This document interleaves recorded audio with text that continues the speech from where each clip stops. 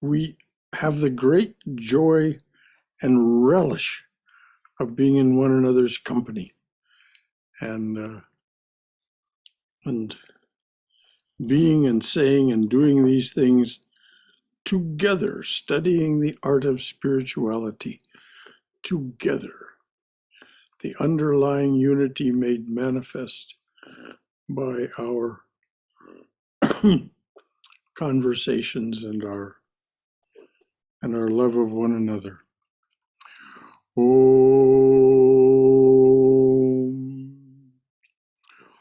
Om.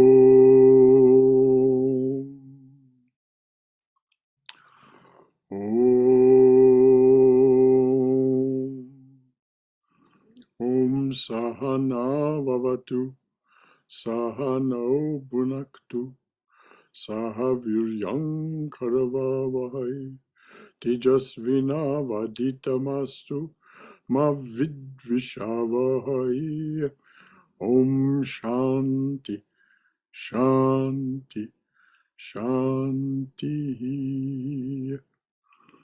Om, may the Divine Being look over us lovingly as a mother and father. May the Divine Being support and nourish us as a mother and father. May we have the strength and skill to study together the art of spirituality. May no misunderstandings arise amongst us. Om, peace, peace. Peace and beneficence be unto us and to all beloved beings everywhere. So welcome all of you to our Wednesday evening reading and discussion of Bhagavad Gita. Bhagavad Gita, of course, is a foundational scripture for the lineage and tradition that this place represents. Sri Krishna was, of course, an avatar of the Bronze Age. Sri Ramakrishna, an avatar of the Iron Age. And Sri Ramakrishna said of himself, that is to say, pointing to his body, not to his personality, but to what was resident within. He who was Rama, he who was Krishna, is present in this, pointing to his body as Ramakrishna.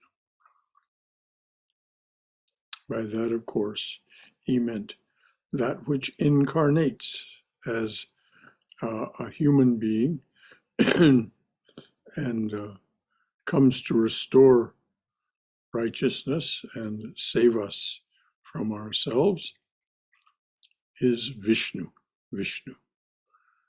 And at one point in the Gita, Arjuna asks Sri Krishna to resume his familiar form as Vishnu. So, with all of that as a kind of rambling preamble, is there anything anyone would like to add? Anything that they would like to say from their own wisdom or experience, or anything that they might like to raise as a concern or question about the Gita itself, or anything that we've read so far? All right, Swayam Didi, if you would tell people where we are, not necessarily the page number, because people may not have the same page number, but where we are in the book. Sure, Brother Shankara. We started the first chapter, The Sorrow of Arjuna, and last time we finished the question that Dhritarashtra asked, and Sanjaya's reply about Duryodhana's fear about the opposing army, and then the blowing of the conch shells on each side. And we are about to start where Arjuna is addressing Krishna. All right. Anything at all about that preamble to Arjuna's statement to Krishna. Anything about Dhritarashtra, Sanjaya, who these people are, Duryodhana, who he is, who Drona and Bhishma are that are mentioned? Anything at all that is still not sufficiently clear to anyone? All right, dear, please just go ahead. This is, as you said, Arjuna, who is every person. He is our spokesperson. He is our friend, and he is friend of the divine, and is our proxy in that relationship, in friendship and relationship to the divine person. All right, dear, what does Arjuna say to Krishna? So Arjuna now addresses Krishna, his friend and charioteer. Arjuna, Krishna the changeless, halt my chariot. There where the warriors bold for battle face their foemen between the armies. There let me see them, the men I must fight with, gathered together. Now at the bidding of him, their leader, blind Dhritarashtra's evil offspring. Such are my foes in the war that is coming. Sanjaya to Dhritarashtra. Then Krishna, the subduer of the senses, thus requested by Arjuna, the conqueror of sloth. And there's an asterisk there, and the explanation is Arjuna is traditionally supposed to have lived entirely without sleep. We may take this to mean that he had overcome all forms of laziness. So Krishna. No, let's just stop there. Okay. As we said earlier in one of the earlier classes, so much of the Gita, and we can say the entire Gita, but particulars, many particulars are metaphors.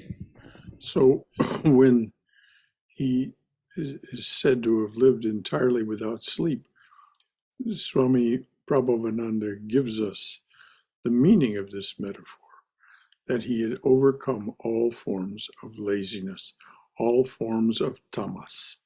He was no longer a prisoner of tamas. Of course, he was very rajasic.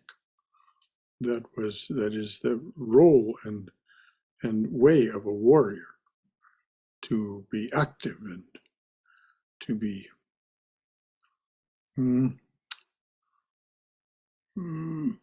eager for and rajas is the projecting power, and so the role of someone who is rajasic is to project themselves into a situation, which we'll now see becomes an issue for Arjuna. Please go ahead, dear. Okay. Brother Shankara, I have a quick question. Yes, dear. So now Arjuna, representing every person, is asking Krishna to take him to the middle of the battlefield where his foes are. Mm-hmm. How should we interpret that for us? We request the divine being not to allow us to be retiring, but to take us to the middle of the battlefield so that we can see clearly what it is that we must confront in the battle and the struggle of life, and see what are our those things that would keep us imprisoned and keep trying to, metaphorically speaking, kill us as a spiritual aspirant. If you remember, the followers of Duryodhana, his army and his followers repeatedly tried to first tried to kill the Pandavas, the five brothers, and Draupadi, and Kunti, the mother, tried to kill them by a ruse. It didn't work. And so then exile and all sorts of limitations so these are our foes. That which is trying to keep us from our birthright, keep us from the kingdom of heaven, or the kingdom metaphorically here, the kingdom that is the rightful possession of the Pandavas. So it is the divine that takes us to the middle of the battlefield. The chariot, of course, is our body. That got it, dear? Thank you. Thank you. So I'll start again. Then Krishna, subduer of the senses, thus requested by Arjuna, the conqueror of sloth, drove that most splendid of chariots into a place between the two armies, confronting Bhishma, Drona, and all those other rulers of the earth. And he said, O prince, behold the assembled Kurus. Then the prince looked on the array, and in both armies he recognized fathers and grandfathers, teachers, uncles, sons, brothers, grandsons, fathers-in-law, dear friends, and many other familiar faces. Hold on.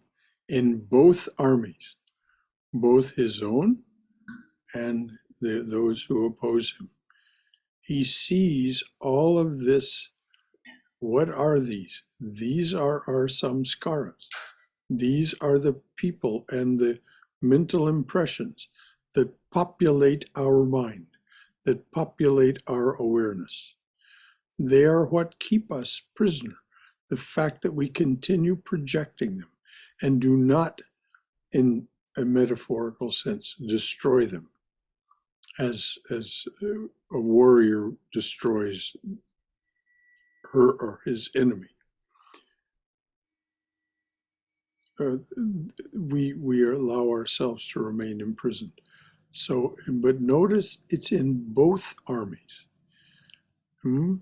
It's both inside us, our own army, so to speak, and outside us, those things of the world. So that's the metaphor here of the two armies. So if you'll read that little passage again about there being, he sees all of these dear ones in both armies. Then the prince looked on the array, and in both armies he recognized fathers and grandfathers, teachers, uncles, sons, brothers, grandsons, fathers-in-law, dear friends, and many other familiar faces. When Kunti's son saw all those ranks of kinsmen, he was filled with deep compassion, and he spoke despairingly as follows. Arjuna. Why is he filled with compassion? Because we do hold dear all of those things of the world. We must admit that we like it. All these people and things of the world are dear to us. They don't start out, we don't start out seeing them as our enemies. That which is those things that are keeping us entrapped, bound. Even though, if we look back, we see repeatedly the world has tried to, and whenever we tried to break out of the mold of the world worked its wiles to keep us entrapped, like Yudhishthira lost to the cheating dice player. The world cheats us. As John Dobson said, our genes are the very genes of our body are our, in a sense, enemies. And they cheat us. So we must learn to counter-cheat them. We must learn to subdue them. Very powerful stuff. Any comments or questions from anyone else? All right, do please read on. Arjuna speaking. Krishna, Krishna, now as I look on these kinsmen arrayed for battle, my limbs are weakened, my mouth is parching, my body trembles, my hair stands upright, my skin seems burning, the bow Gandiva slips from my hand, my brain is whirling round and round. I can stand no longer. Krishna, I see such omens of evil. What can we hope from this killing of kinsmen? What do I want with victory, empire, or their enjoyment, O Govinda? How can I care for power or pleasure? And asterisk, Govinda is one of the names of Sri Krishna, meaning giver of enlightenment.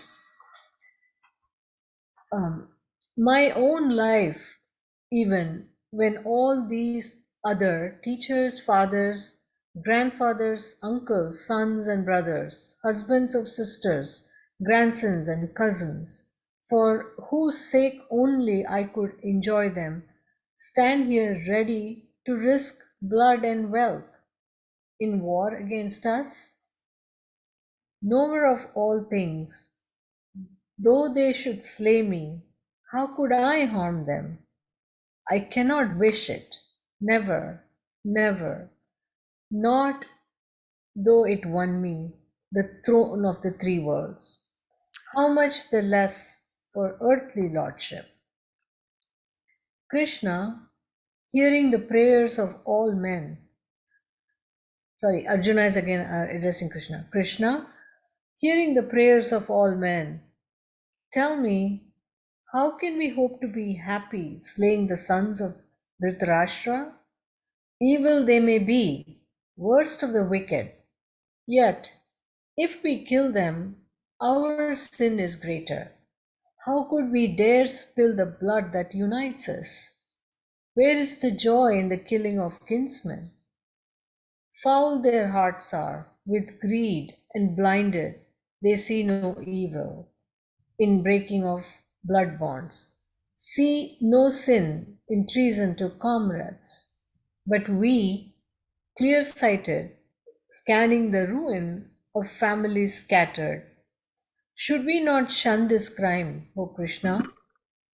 We know what fate falls on families broken. The rights are forgotten. Vice rots the remnant, defiling the women, and from their corruption comes mixing of castes. The curse of confusion degrades the victims and damns the destroyers.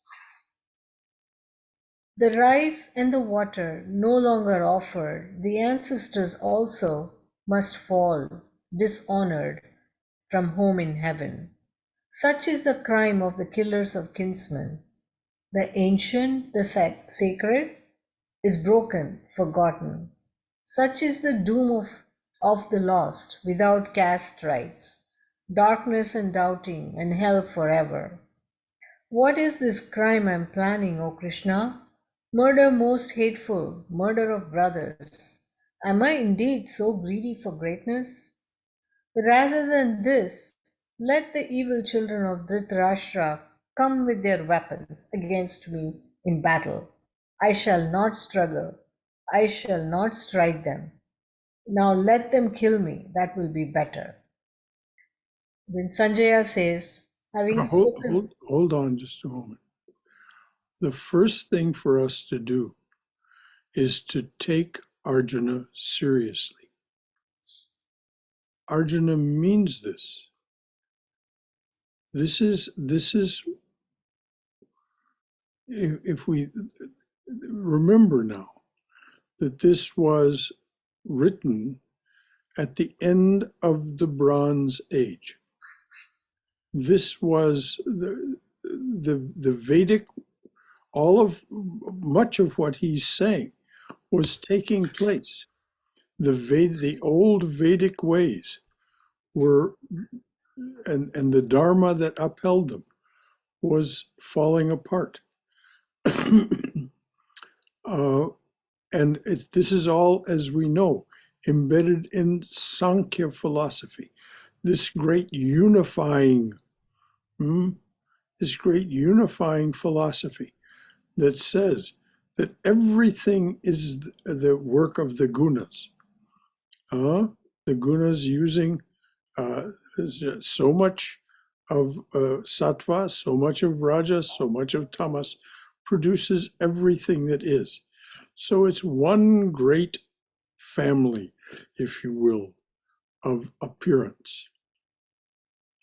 So we have this idea of the destruction, the utter destruction of the Vedic traditions, which Arjuna gestures to here, these rites and castes and all this business, and also this idea of destroying this great family of unity that is projected by Prakriti. This is the difficulty, telling the difference between the magician and the magic. The magic is the work of Prakriti, but she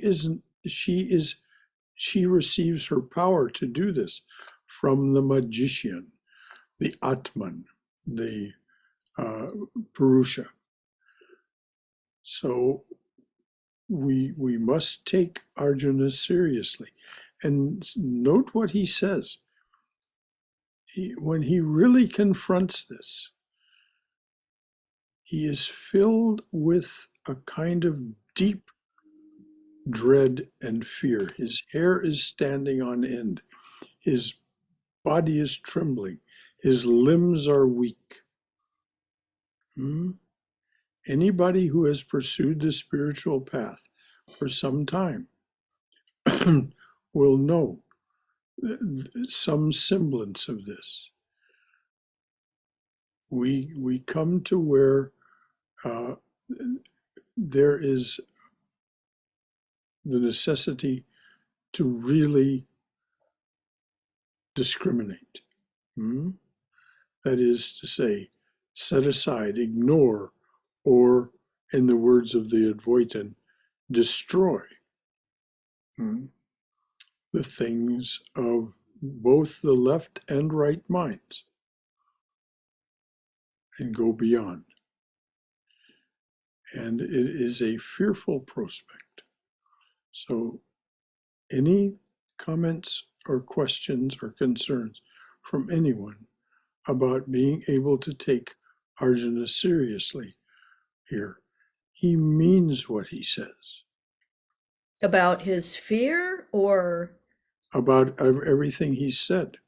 Well, what? About killing these people, Right. And what he will win if he wins it. He'll win the kingdom of heaven and earthly dominance. As Jesus said, seek ye first the kingdom of heaven, and all else shall be added unto you. Earthly as well as, you overcome the world, as Christ put it. Well, what I'm seeing is he's listing these things, these awful crimes that if this crime is committed, which he's calling it a crime, killing these kinsmen, that all of these what have been sacred structures, social and structures, are going to fall apart. Yes. And that is kind of what is happening in our world today. Precisely, as this age is Exactly ending, what's yes. happening. It's exactly what's happening. But the thing is, as uncomfortable and difficult as that is in a transition like that, it's necessary because just the very things that they're talking about, which to us are, we understand that this is taken from a historical context, but mixing of castes and defaming the women, and those things had their time. Well, as you say, the necessity of this transformation will be explained by Krishna. He will tell Arjuna, don't shrink from this. Don't be, he actually says, the Sanskrit actually says, don't be a eunuch. Well, it's just you were born for this time. It's just like people today, an equivalency. I mean, I try to Yes. look for that because this is so. Well, that's why we're studying this, Cindy. You're so right. The equivalency is perfect. Well, This no, I does just not change. the I'm trying to find one though, an equivalent example for me of someone doing what he's doing are people who go, oh, I don't want to get involved in politics. I'm just going to put my head in the sand and let whatever happens, happens. Yes, Because exactly. most of us aren't picking up rocks and, some people are. Some people in this country are willing to pick up rocks and slay their kin's people over politics. But there really are a lot of similarities to what's going on today. And to Well, see that, it makes other, it more meaningful for me. well, of course, yes. And that's exactly why Swami Prabhavananda produced this version of the Gita, so that we would understand all this. And you might want to, Cindy, for your own purposes, go back and read the Appendix A, which is the Gita and the War, because the Swami is explicit about the equivalencies. Anything else from anyone? This was very good what Cindy said. Yes, it is happening right now. Yes. Brother Shankara, I just want to make a comment. Yes, please. If Arjuna doesn't do it, the evil takes over. Either way, there is going to be bloodshed. There are going to be people dying. And if Arjuna doesn't conquer this, destroy the evilness of the other side, the evil will take over completely. It will be more evil, the world. Now, that is where Krishna comes and opens his eyes up right there. Yes, And we get to open our eyes as it is happening in the world right now. If we let the evil take over, and then everything will be destroyed. So yes. somebody has to go against the evil in them. And Sri Krishna tells us in the course of the rest of the verses of the Gita exactly how to fight the battle. How to fight the battle. Exactly how to fight the battle. Thank you. So you're absolutely right, dear. You and Cindy are just exactly right. We must fight. But Sri Krishna tells Arjuna, as we'll hear. Now, anything else before we hear what Sanjaya says? Hi, Brother Shankara. Yes, Somesh here. Somesh. I think, it's happening out in the world and also it's happening inside us. Uh-huh.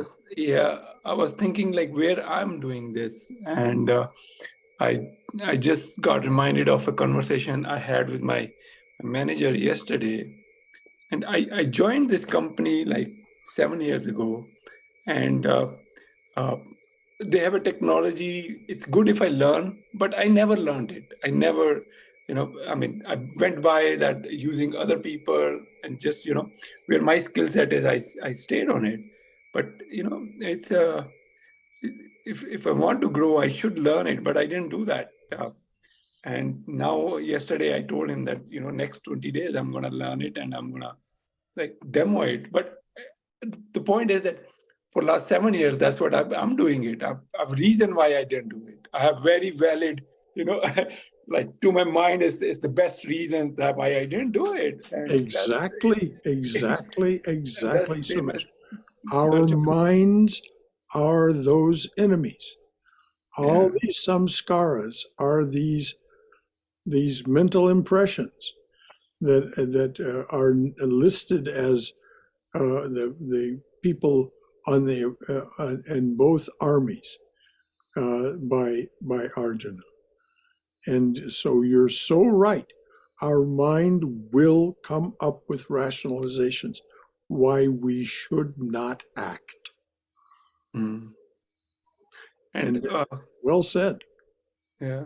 And other thing, I also I always tell like my wife that suffering is a choice, but at the same time, there are things that I say and then make her suffer. And I raise my hand, hey, what can I do? Like that. And that's also again a dilemma that I have a very valid reason that what can I do? So Well, this so is, I'm looking for those answers here. Maybe something may come up. I don't know. well, we'll find plenty of answers in this Gita as we go on. Yeah. Some of the answers will be applicable to us because they're suited to our dharma, our swadharma, and our temperaments. And Krishna says, this is for these kinds of people. This is for this kind of people. And not everything is for everyone. And he's very explicit about it. So as we're going through, as Sri Ramakrishna says, eat the best parts of the fish. Leave off the head and the tail. Just take what it is that nourishes you. Mm. You don't have to swallow the whole fish whole. No, just take what nourishes you. And as we go through the Gita, those of us, these wonderful people who come to study with us, each of us will find gems for ourselves. And some of them will be, when we come across them and they really strike home to us, they empower us. And this is what Krishna is doing for the every person that Arjuna is. He's empowering him to make this battle and do the work that is necessary to free himself from bondage. Thank you. so much. Brother Shankara, Yes, dear. so last time also I think I mentioned this, that in Eknath Ishwaran's translation, he had defined dharma as the laws that express and maintain unity in creation.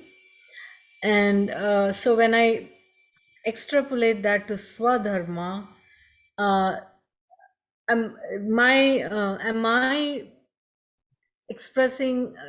following the law that expresses and maintains this unity in my actions? So if I put that into test every time, perhaps it might help me along the journey. Well, this is why the question, Swayam, what deserves my attention? What deserves my attention? The answer is not the same for everyone. But if you,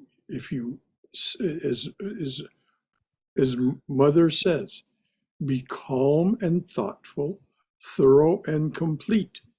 If you are, as she says, be calm and thoughtful, thorough and complete, you'll know the next thing that deserves your attention, because the inspiration for that action will arise in you. You will know, this is the next right thing for me to do. This is what deserves my attention.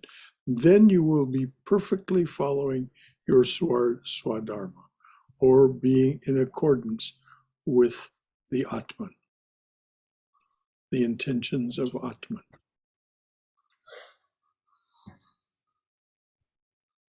So this is why the question, what deserves my attention?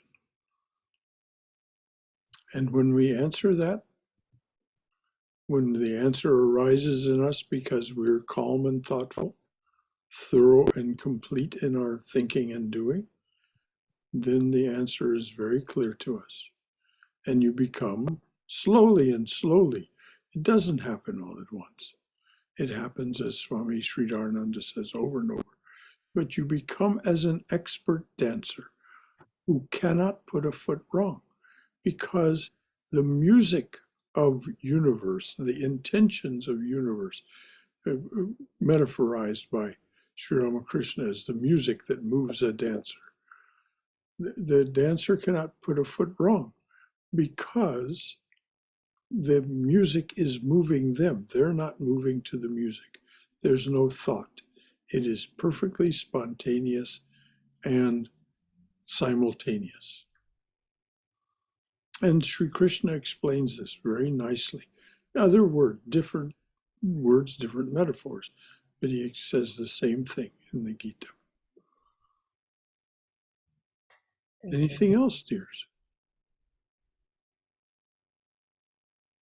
Shankara, I would add just one thing. We were doing an exercise like to define what is my self-expression with other people. And that was very similar to Swadharma that I think Swam mentioned that. So it came out like somebody may think that, we want to, eradicate poverty, or somebody may think, violence, I want to work, whatever, so everybody had their own expression and it was very different for everyone. And then, we look at what are the actions aligned with that. So that would be the same thing, finding your Swadharma. Yes, each of us is unique. Each of us is a unique expression of the divine being, remembering that we are the divine being having a human experience. We are not human beings experiencing the divine. No, we are the divine being who has created a way of being, a human being, that is aware of its own consciousness. It can be aware of its own consciousness. So this is, and when we are fully aware of our own consciousness, then we become pure. And become pure, you become free of limitation. So thank you so much. I'm getting a sense that a plot is being set up of a righteous war, and like Cindy said, it probably has happened in multiple the similar wars have probably happened in different historical periods, and probably similar wars are being fought internally inside. Is the rest of Gita going to actually tell us why we shouldn't shy away from this and how we shouldn't shy away from these righteous wars? Precisely. Well, the righteous war that we must fight if we are to be happy and free. What do we want? We want happiness and freedom. We want freedom from limitation. It is our true original nature, as Swami Sridharananda puts it. Our true original nature is free and happy and without limitation. Kaivalya, independent. It is our birthright. And yet, because of our, well, Krishna will explain why. Because of our delusion, we become entangled. And so we think that we are this body and we are these activities that we are projecting.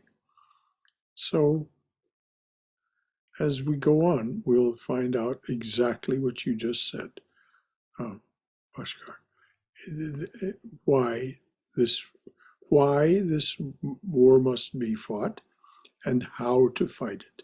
And it will address each of us, so to speak, individually, because Krishna speaks in many different ways about how to fight, how to make this effort, this spiritual effort, to rid ourselves of the delusion that we are in bondage. As he says very clearly in chapter 2, you were never bound to start with. You're just wearing a garment. I don't want to read ahead, so to speak. Anything else? Yeah, Brother Shankara, Yes, dear. in trying to understand Swadharma, in the past, I kind of like had a narrow scope of duty in the profession or to the family or maybe the broader community. But mostly for some reason, I attach that to the career choice, like what career choices I was supposed to have made um, to follow my Swadharma. But now I see, when I broaden that, if it is to express and maintain the unity of the creation, then it's much more than that. It's like almost every single thought and action is sort of Swadharma. Precisely, dear. But there are many different possibilities for thoughts and actions as we recognize by our clarified and purified awareness what is the next right thing for us to do. Then we no longer have to worry about Swadharma, unity, all of this. We don't have to think. Rasyasanit, as Sri Ramakrishna says over and over to his followers, stop reasoning. Just follow the instructions that you've been given. And one of the instructions has been interpreted from here as what deserves your attention. But we'll see how Krishna addresses this and how he says it in the Gita. And then as we study on Tuesday nights, we'll see how Sri Ramakrishna verbalizes that same thing. But the answer is the same. What deserves my attention in this moment? Then we don't have to worry about about the dimensions of Swadharma. We don't have to think about it. We just have to concern ourselves. What is the next right thing in this moment? Thank you. Shall I continue? Please do, unless there's something else from anyone else. Okay, please continue. Okay. So now Sanjaya says, having spoken thus, Arjuna threw aside his arrows and his bow in the midst of the battlefield. He sat down on the seat of the chariot, and his heart was overcome with sorrow. Chapter 2, Yoga of Knowledge. Sanjaya. Then his eyes filled with tears, and his heart grieved, and was bewildered with pity. And Sri Krishna spoke to him, saying, Sri Krishna, so this is what Sri Krishna is saying, Arjuna, is this hour of battle the time for scruples and fancies? Are they worthy of you who seek enlightenment? All right, let's just stop right there. Mhm. Is the hour of battle the time for these scruples and fancies? All of our thinking,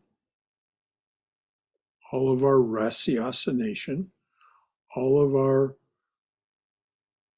putting doubts and fears ahead of the instructions, and doubts and fears ahead of the obvious as to what comes next.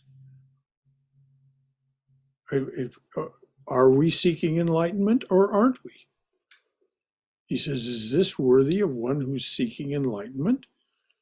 All this mattering of your left mind? All these doubts and fears and scruples and fancies?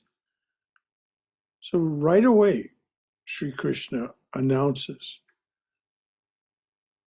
stop your reasoning. Stop all this scruples and fancies. And he goes on. So I just didn't want us to pass that by. Right away, Sri Krishna sets the agenda. If you want this, then you got to stop that. Okay? Any brave man who merely hopes for fame or heaven would despise them. What is this weakness? It is beneath you. Is it for nothing men call you the foe consumer? Shake off this cowardice, Arjuna. Stand up. Arjuna says, Bhishma and Drona are noble and ancient, worthy of the deepest reverence. How can I greet them with arrows in battle? If I kill them, how can I ever enjoy my wealth or any other pleasure? It will all be cursed with blood guilt. I would much rather spare them and eat the bread of a beggar. Which will be worse, to win this war or lose it? I scarcely know. Even the sons of Dhritarashtra stand in the enemy ranks. If we kill them, none of us will wish to live. Is this real compassion that I feel, or only a delusion? My mind gropes about in darkness. I cannot see where my duty lies, Krishna.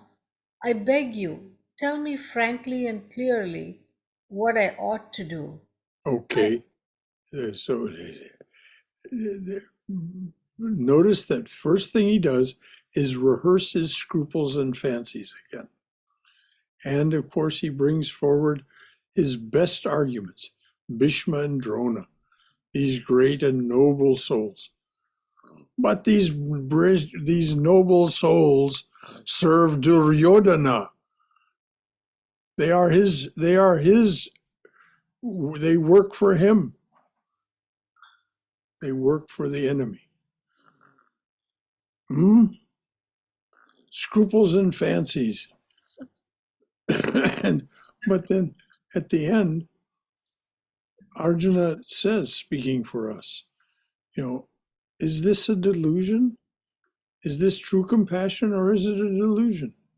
So read those lines again about his question to Sri Krishna, and then finish, because I interrupted you before you finished. Is this real compassion that I feel, or only a delusion? My mind gropes about in darkness. I cannot see where my duty lies, Krishna. I beg you, tell me frankly and clearly what I ought to do. I am your disciple. I put myself in your hands. Show me the way. Not this world's kingdom, supreme, unchallenged, no, nor the throne of the gods in heaven could ease this sorrow that numbs my senses. Sanjaya says, Once again, let us take Arjuna seriously. This is the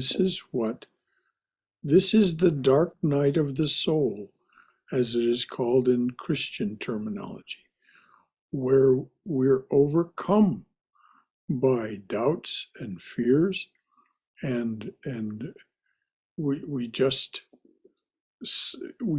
can't see our way clearly forward. As he says, my mind gropes in darkness. And in the Christian tradition, there is this book, The Dark Night of the Soul, which is about exactly this. So this is not something, as I say, Arjuna speaks for us all. If we're sincere in our spiritual quest, We need what he is asking of Krishna, which is why we take the time and trouble to study the Gita, to hear what Krishna has to say in answer to these very sincere and heartfelt questions. So read again what it is that is this true compassion? Is this real compassion that I feel, or only a delusion? My mind gropes about in darkness. I cannot see where my duty lies. Krishna, I beg you, tell me frankly and clearly what I ought to do. I am your disciple. I put myself in your hands. Show me the way. Not this world's kingdom, supreme, unchallenged. No, nor the throne of God, of the gods in heaven, could ease this sorrow that numbs my senses. Sanjaya. When Arjuna, the foe-consuming, the never slothful, had fear of the senses, he added, I will not fight, and was silent. Okay, so he finally says to Krishna in sum, I will not fight. This is his. So any comments or questions before we read on to Krishna's answer? So Arjuna saying, I will not fight, is that in for every man, Arjuna, that I'm not going to try and get out of Well, this? this is what do we see if we look around in the world? We see the mass of men and women. They feel this same yearning toward freedom, happiness, unlimitedness, independence. They feel that, but they will not fight. It's not their time. It's not yet. As Sri Ramakrishna says, don't judge them. Don't think ill of them. There's nothing wrong with them. They're just overcome, as Arjuna is now.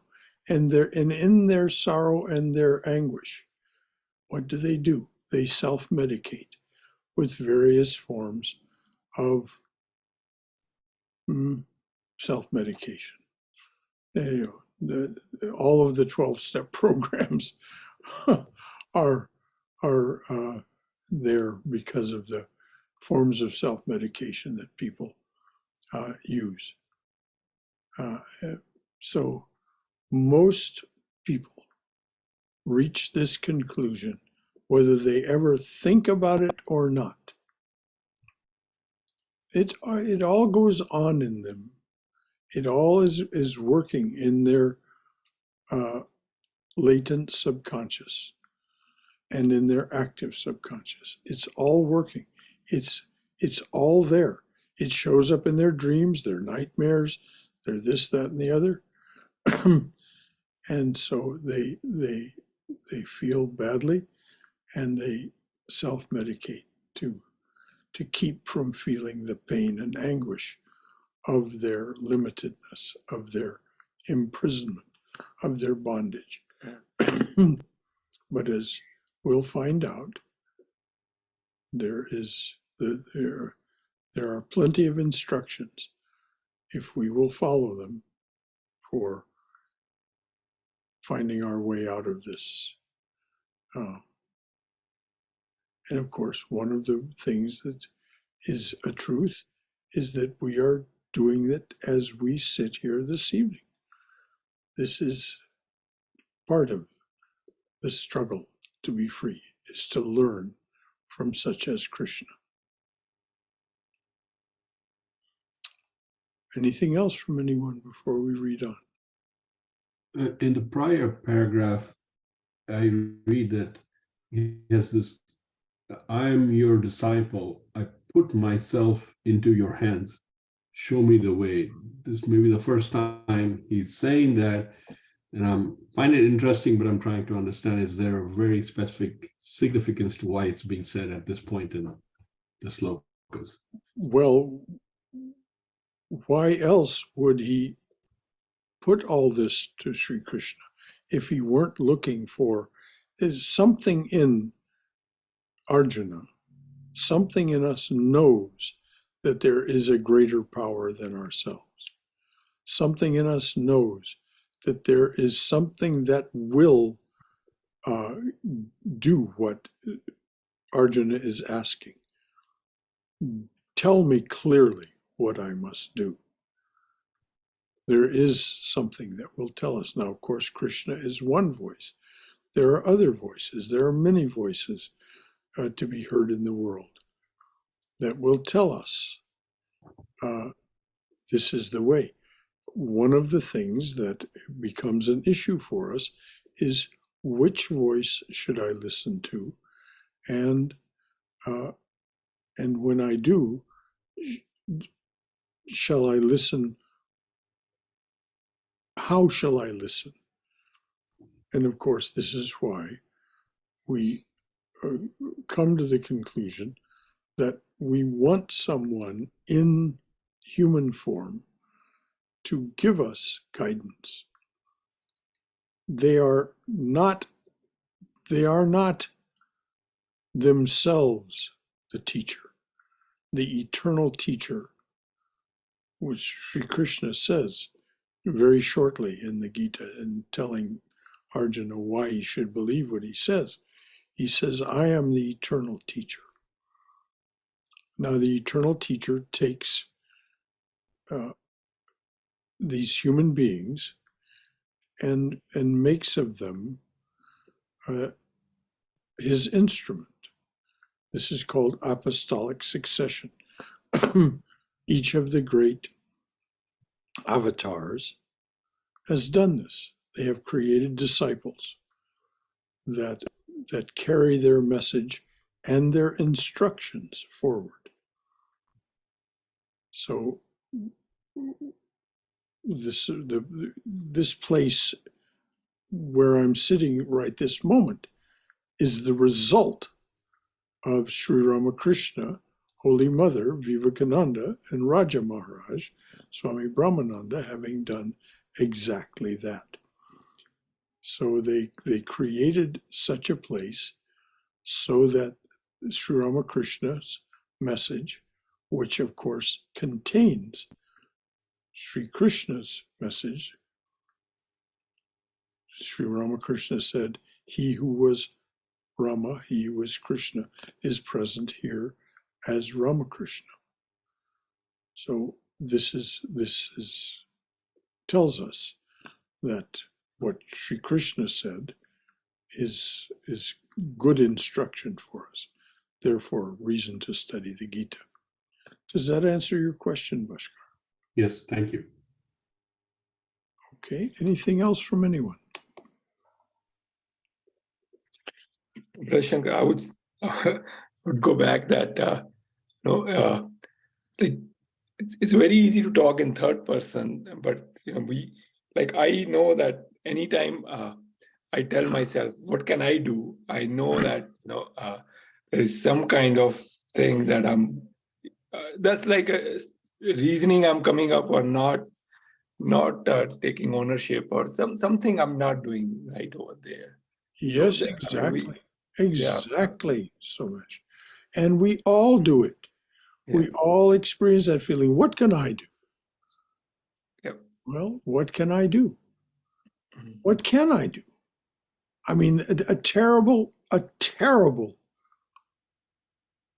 disaster just happened in Turkey and Syria. Yeah. What can I do? Well, there are things that we can do. Correct. Doctors Without Borders needs money. Mm-hmm. UNICEF needs money. The American and Islamic Red Cross need money to do their work. Yeah. So we don't have to fly to Turkey or Syria to be one of those who is searching desperately through the rubble for survivors in this freezing cold of midwinter. But we can empower those who are. But so it's not as if anything that happens, there is or is not something we can do.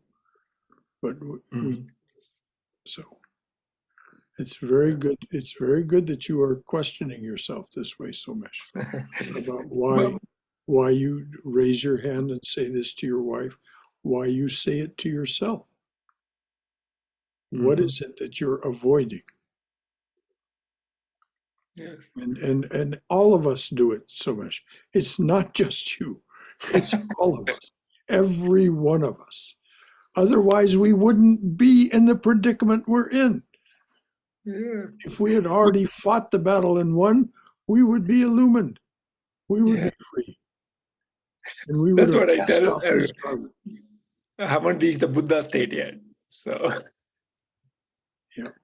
yeah. And thank you because when I say, what can I do? That was like my way of being helpless, that I cannot do anything. But it's a powerful inquiry when you said it, that, hey, what can I do? Like, it is a very powerful inquiry to find out. Yes. Thank you for putting it that way, rather than like a helpless way or negating way that I can't do anything. Yeah. Thank you. Well, this is the duality in which we live. So we're going to leave it there for tonight. Believe it or not, this hour has already gone by. How quickly the time flies when we're intent as we are. But I don't want to close it off without offering the opportunity for anyone who has anything that they want to comment, any concern they want to raise about what's been read or said, or any question that needs clarification before we move on.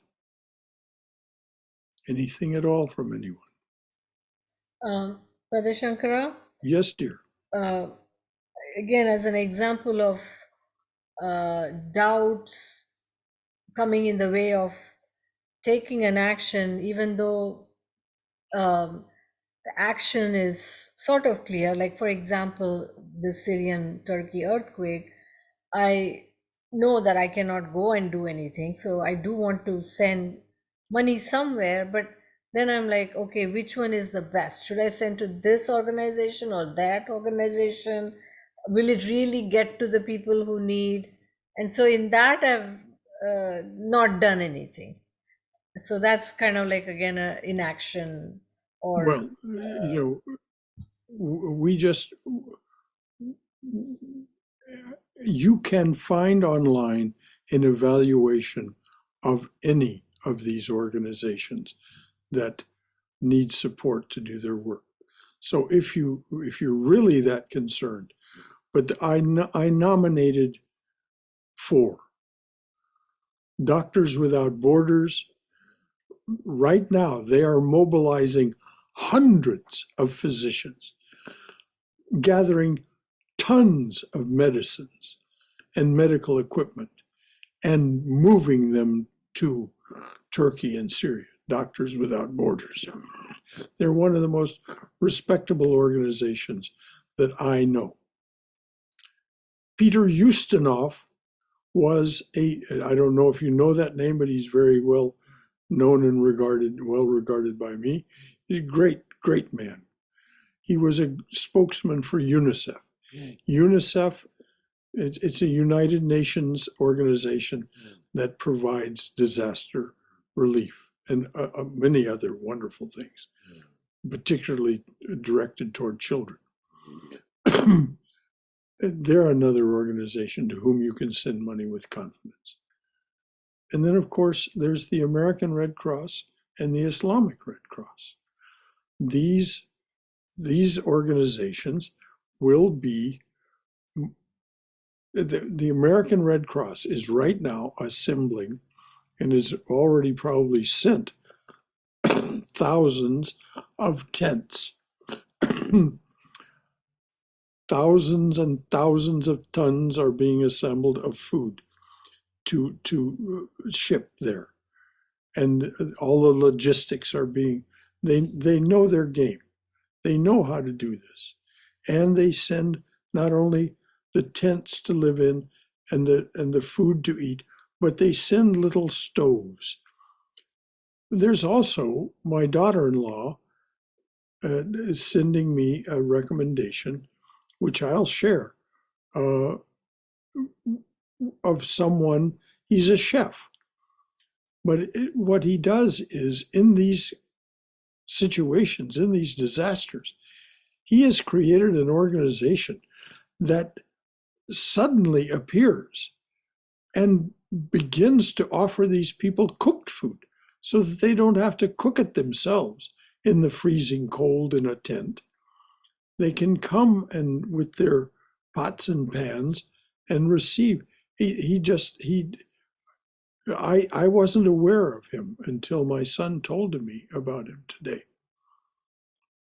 And so Betsy is sending me, Betsy's my daughter-in-law, is sending me the contact information for this person. Now, if Betsy believes in him, I'm not going to question, because Betsy is extremely discriminating, very smart and very discriminating. So if she believes he deserves some money will be sent.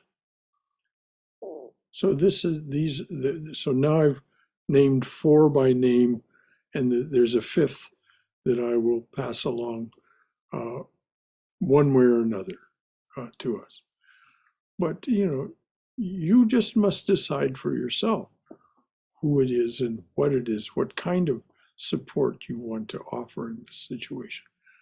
But clearly, each of us, even though it be a widow's mite, as they say, just a few dollars, every dollar counts. The Atlanta Community Food Bank provides 4 meals for every dollar that we send them. This is incredible. The same thing is true of these other organizations in their own measure. I'm not saying it's a perfect equivalency. But these people know their game. That's one of the reasons they've been around a long time. And I cannot say enough about Doctors Without Borders.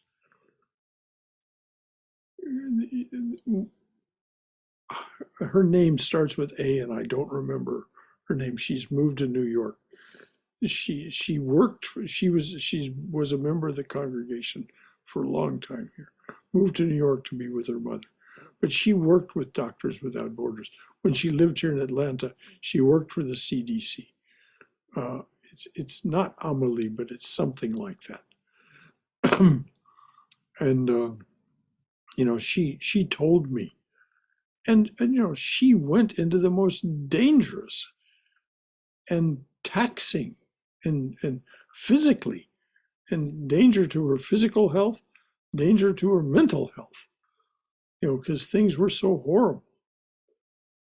When all those people from Myanmar were displaced into Bangladesh, she went there. And it was horrible. She told me about it. So Doctors Without Borders emphatically deserves our support. That's enough. Thank you, Brother Shankara. Anything else from anyone?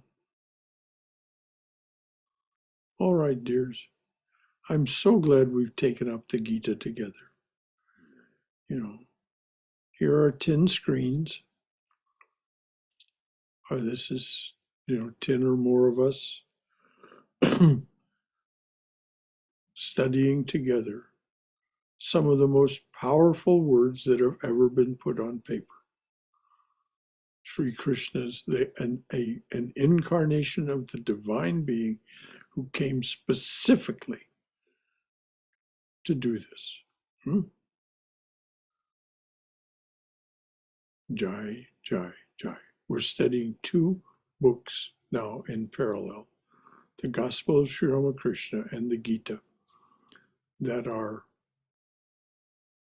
that give us what we need in the way of instruction. Any last word or thought from anyone before we close?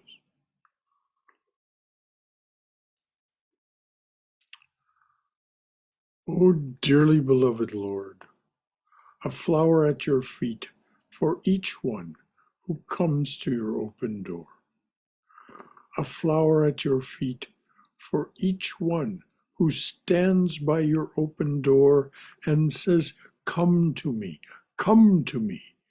offering to break this world's chain that binds us down to ignorance, suffering, and death. A flower at your feet for each brave soul who takes the shining path that you have struck through this your jungle world.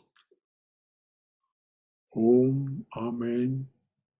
Om Amen. Om Amen. Jai Shri Guru Maharaj Ji Ki Jai. Durga Durga Durga. May we be safe. May we be healthy. May we be cheerful. May we have peace of mind.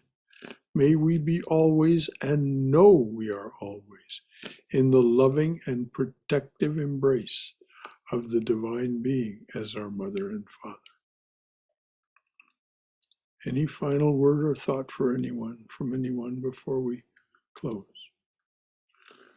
Well, dears, thank you so. Until Saturday, when we gather to study another workbook, this one by Patanjali, How to Know God, the translation and commentary on Patanjali's Yoga Sutras, again by Swami Prabhavananda, because it is in such clear, plain English for us to understand. So many translations and commentaries on Patanjali, though they may be very authoritative, are much harder to understand. So, until Saturday, and then on Sunday, we'll have a talk. I've forgotten what the title of the talk is. And then, of course, on the 26th, we'll celebrate Sri Ramakrishna's birthday with a puja done by Aditya Chaturvedi. That'll be done on Zoom. And there's a description and discussion on the website. No in-person attendance, but you can come and get the Master's Prasad on Sunday afternoon or Monday if you'd like. So until next time, dears, Jai, Jai, Jai, Jai. Good night, Brother Shankara. Good night, dears.